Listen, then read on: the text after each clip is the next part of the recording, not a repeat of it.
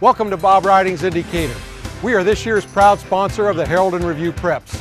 To all the players, coaches, and fans out there, we wish you a very successful season.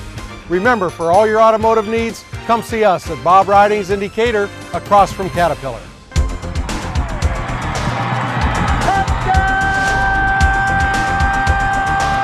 Hello and welcome to the Preps Preview Week 2 Playoff Edition. I'm Justin Conn. This is Gareth Sleger. A lot to talk about. Obviously, last week was a pretty eventful week. Yeah. A lot of things stood out to me, and I think there was one thing that probably stood out the most to both of us, and that was, of course, St. Teresa, right. The game you were at, and them getting really handled by Macomb. And it's happened the past 2 weeks, really. That's kind of what has stood out the most, just getting run over 2 weeks in a row by teams that you think they should have beat. And yeah. I think both games, they didn't have more than 200 yards for total offense. So yeah. They got shut down defensively and offensively, just all facets of the game. Both games, just against Monticello and then Macomb, just they weren't there. Right, and I believe gave up over 300 yards rushing maybe in both games as well. Well, Ryan Donahue had like 212, but I don't know how many of the other rushers for Monticello had. Right. But Chris Jackson from Macomb, 333 yards on 40 carries. They just kept giving him the ball, and he just ran him over. Yeah, I had to eat a little crow here because I really felt like this was a kind of a rollover game for St. Teresa, and I kind of feel like the St. Teresa team I saw early in the year, I don't know, who knows, maybe they don't win, but I do feel like they compete in both of those games. It's kind of hard to explain, it's sort of a what happened there, and I'm not quite sure at this point. I mean, no major injuries, and it just seemed like at the end of the season, all of a sudden, they couldn't move the pile on either side. Yeah, I don't know if coaches just found something in some film that found a weak spot, but what's really concerning is that they graduate 18 seniors. So including, Joyner, Pinkston, Phil Lawless. Yeah, a lot of, and Kyle LaCrone, of course, too. Yeah, so Ben Schaub. Yeah, that's a ton. So they're definitely, next year is definitely going to have to be, they've always been able to reload, and we've seen them graduate a ton of seniors before and reload, but that's going to be a challenge for them next year. Especially coming off just these past 2 games. It's just been heartbreaking, I guess you could say. Yeah. And one of the teams we talked about here, Monticello, they really stood out to me, their performance last week against St. Joseph Ogden. A pretty good football program St. Joe Ogden has. And I think to start the year, I remember talking to Coach Cully Welter, and, he felt like they're still kind of building it, still kind of trying to build it up, the program, the Monticello program. He thought 5-4 maybe if they caught a break, 6-3, which they did go 6-3 in the regular season. But the way they played against St. Teresa, and then they really put it on St. Joe Ogden. They beat them 42-14. And I kind of look back to a game they played earlier this year against Tuscola, where they hung for a while against the Warriors, and then kind of lost it really bad in the fourth quarter. Well, then this week we see them, last week against St. Joe Ogden we see them. It's a close game, and then they put St. Joe Ogden away in the fourth quarter. So a definite progression for the Sages right now. I know they have a tough game next week, and we'll talk about that some more. But right now, Monticello's on a roll, and the running game is really going well, and they're playing well defensively. So I'd say that's a team that from the start of the year till now has probably made the most strides. And I think Ryan Donahue had even more rushing yards than he did against St. Teresa. He had like over 250 rushing yards against. Against St. Joe Ogden, yeah. Correct, yes. Obviously, another really good slate this week. A lot of teams who moved on. I believe we still have 9 teams alive. Our area does in the playoffs. One of them, of course, that everyone expected to still be alive is Maroa Forsyth. I think they have a really tough matchup this week with Auburn. They host Auburn. And, for a team that went 9-0, they have a rough road. I feel like that Maroa has a really rough road.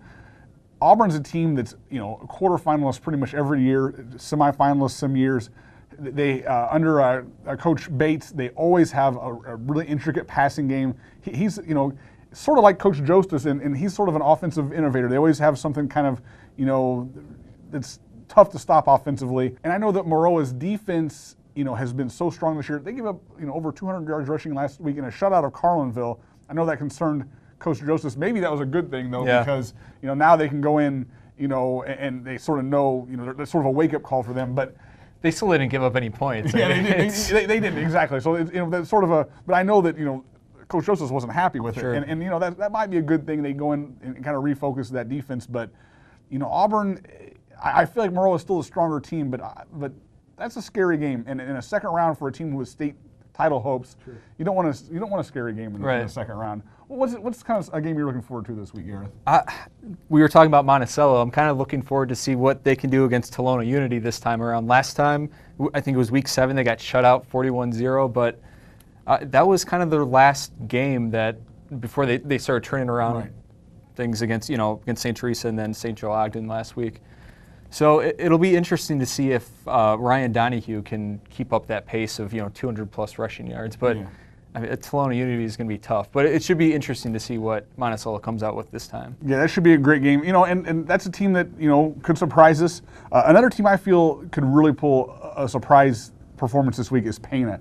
They host Greenville, and Greenville, the first game they played this season, the score was ugly. I can't remember off the top of my head exactly what the score was, but I know that Greenville had about 28 points before Pana even got on the board. Pana outplayed them in the last 3 quarters of that game. And, of course, Pana has had some success in the past couple of years against Greenville. Knocked them out of the playoffs last year. And, you look at Greenville last week, Robinson gave them a pretty good game. Sure. Much more competitive than I think anybody would have thought that game was. And as explosive as Greenville is offensively, people have scored points on them. And I mean, I guess the key will be Pana, what they did against Vandalia and what they've done in the past when they've had success is they're able to control the clock. And that is, I think if there's a recipe for success against Greenville, I think that's it. You got to control the clock. And so keep that offense off the field. So, I give Pana a fighter's chance in a game against a team that many of us are picking to at least make the state title game. I think Pana had the ball for the last 5.5 minutes of the game against Vandalia. Yeah. And that's pretty much how they won. Otherwise, who knows what Vandalia would have done if they would have gotten the ball back. Right, yeah. And I mean, that's sort of been the recipe for Pana these last few years under Al Stupek. So, and I think there's another team that you kind of feel like could pull a surprise this week. Mount Zion over Breeze Mater Day. Mount Zion's just been playing great the past few weeks because of Austin Ray has averaging 300 rushing yards, which is as crazy as a sophomore, but he's fast and they have the line that, if he can't get the hole, he creates one. Yeah, exactly. And Breeze I'm not that impressed with their schedule. We were looking at it earlier today and they give up 42 points against Newton. That's the one that really stands out to you, right? And then there. they got shut out against Sacred Heart. 47-0. So I think Mount Zion could pull one off there. Right. And I know Breeze Mater Day has been a pretty strong program over the years, and it's one of those where you sort of say, okay, well, that's it for Mount Zion. But you look at that Newton score and the way that Mount Zion really handled Newton. I believe they gave maybe 8 points maybe late in that game.